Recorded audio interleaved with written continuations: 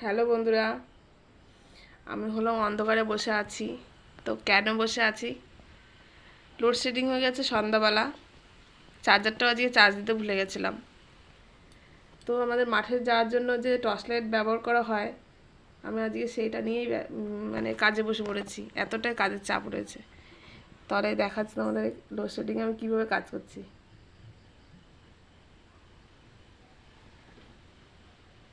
তোমরা হয়তো বিশ্বাস করবে না, আমি অন্ধকারেই রয়েছি।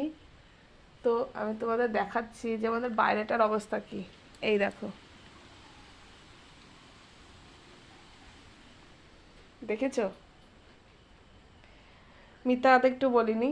তখন বলবে বন্ধুরা যে ঘর বাড়ি অন্ধকার করে রেখে দিয়ে ভিডিও করছে কারেন্ট নেই বলে। এখানে কারোর বাড়িতেই কারেন্ট নেই। আর যেহেতু সামনে হলো পয়লা বৈশাখ আসছে, আমার বন্ধুরা, আমাদের মা মাসিরা সব এই ব্লাউজ পরবে, যে কাজ করি আমি আর কি। তো এই কাজ না করলে তো হবে না, তাই লোডশেডিংয়ের মধ্যে আমি টর্চ লাইট জ্বালিয়ে কাজ করছি।